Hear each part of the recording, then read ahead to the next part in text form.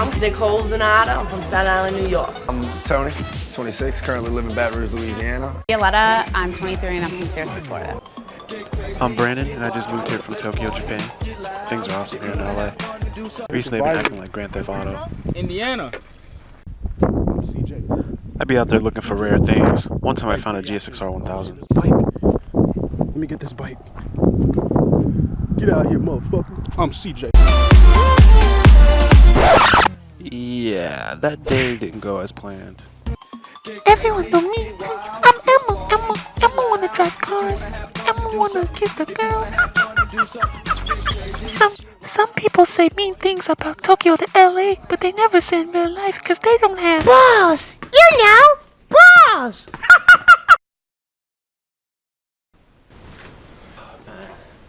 So it's an amazing experience being on MTV, man. Like, sit a little closer to the camera, right? Yeah, sit a little closer. Yeah. Everyone in the house is awesome, man. Like, there was a fight last night. Counted for what we ate. Everybody gave on black people, homosexuals, but you that work for $2.13 an hour. I don't like you. I don't like to talk to you. I barely like to look at you in your face. I mean, you see what those girls did? It's just all crazy, man. Like, I'm just a guy that was just living in Japan and, like, finally moved back to America, living out here in the LA area, and, you know, just surrounded by so many different people in the house. It's just a crazy experience. You know, I got the chance to meet Elmo, and he's a pretty cool guy. Like, just Yeah, that's something that staff has noticed. We noticed that you have a pretty good relationship with Elmo. yeah. And can you go ahead and tell us about I mean, it? it's kind of cool. It's cool, but I don't know. He's not in here, right? No, he's not. Like, I kind of think he's like, you know what I'm saying, right? Like, he's trying to like take over the show. Like, I know me and him, we came in doing the Tokyo to LA thing, but, you know, I kind of put him in here and there saying damn and stuff like that, but, you know, he's getting all the girls in the house stuff, and I just see him do a music video with Katy Perry. Anything else we can combine. And, you know, he's just kind of big-headed now. Like, he doesn't even call it the real world anymore. He just calls it Elmo's world. Hi, this is Elmo's World. This motherfucker. Alright, so I'd say over the course of our friendship, you know, gradually he would start telling me more and more details about his personal life and himself. And you know how you can just kind of tell someone's giving you some bullshit? Yeah, he was giving me some bullshit. It was like he wanted to tell me exactly what he was doing, but he didn't want to give me too much information. Because it was like an album release party or something? Basically, tell me what you heard. I heard you were at an album release party, you were at your house, and between 3 and 6 dudes with masks came in with AK-47s. Damn. So basically. But you know, eventually he would just start spilling the beans. He would tell me bits and pieces of what he was doing. And at times he'd be like, hey, I just met another woman. It was always, like what he would talk about, it was always pertaining to a woman. And it was always a new woman he met. Whenever he needed to travel, it was, hey, I met a girl, I'm gonna go travel with her to Korea. Or hey, I met another woman, I'm gonna go travel with her to Russia. And then like literally a day later, hey, I'm in Russia, and he's taking a selfie or something like that. I'm just like, damn, this dude's like has the best job in the world, but I don't even know what the fuck he does. Yeah, you're right. I got this fin, right? He can duplicate any ring. All you gotta do is describe it to him. You know, for a brother who ain't got no job, you sure got a lot of connections to the underworld, Tommy. You know what I'm saying? Like, he doesn't even have a fucking job, but he's traveling all over the world, and freaking, like, he'll show up one day, like, we'll meet in Shibuya, he's wearing a Gucci suit, and I'm just like, damn, you know? And he got like $9,000 on him, and I'm just like, yo, where are you getting all this money? He never tells me like what he does for a living, but he would always be consistent with, oh, I met a new woman today, oh, she took me shopping here. That's where he started messing up. He'd always mention places like he would go shopping, but he would always say like, oh, the girl gave it to me as a gift shuru. Like, she gave me a gift or some shit, and I'm just like, yo, I think this dude's just a fucking male gigolo. It has to be. Valuable secret. I am a gigolo. A gigolo who? Women pay me to give them pleasure. How'd you get that job? Balls. You know, Bras! Tokyo is really small. It's especially amongst foreigners, and then especially amongst the Japanese people that hang out with foreigners. Everybody knows each other.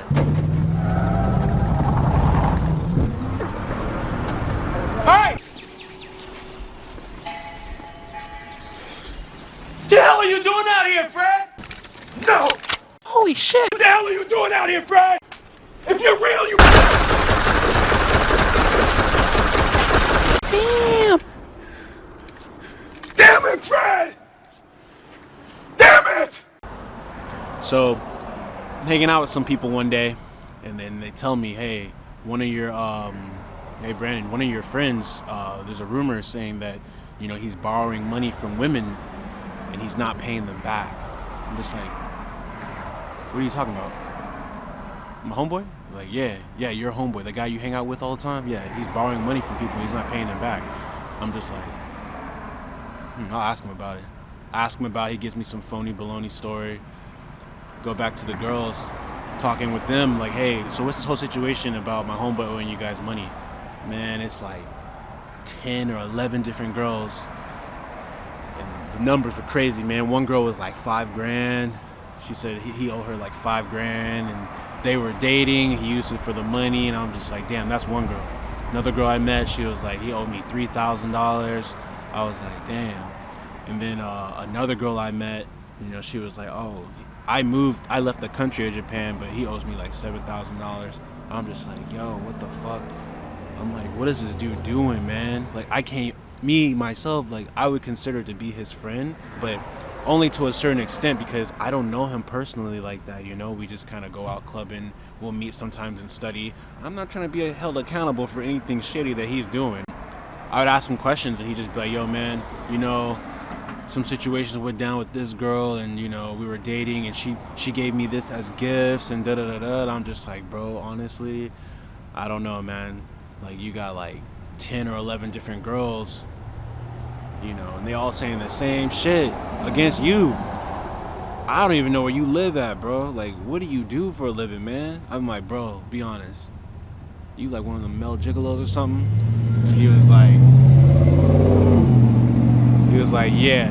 We're going for $1 billion. Here it is, a $1 million question. Are you a male gigolo? Yes. No. Plead the fifth. Or would you like to run?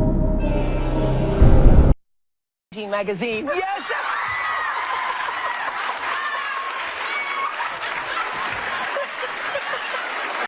I'm just like, damn. I said, bro, is this like a nationality thinking or something? Because I noticed you ain't the only one that be doing that, but it is people of your nationality that do be doing it a lot in Japan. Do you guys just move here and then you guys just kind of looking for a wife, in particular one that has money? He was like, yeah. I'm like, fuck. I was like, bro, how much you make a year, man? He was like, last year, over 90,000. But if you consider the vacationing, like going on vacations and stuff like that, he said easily over 100. I'm just like, damn. And he's like, but think about it. Some women get married, some women have divorce, and then what do? They see a nice looking young guy and they start paying for all their shit. And I move in with them, which is why he never had a place to stay. He never had an address. So I'm just like, damn, you're able to do that for 9 years? He was like, yeah. Just like, what the fuck? Then it all made sense.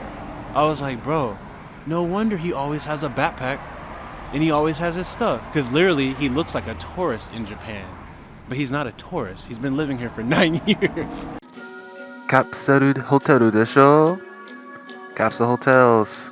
A 24-hour stay can be Sanzen Haku-in, which is about $28. You can leave your stuff there, have all the amenities, anything you want.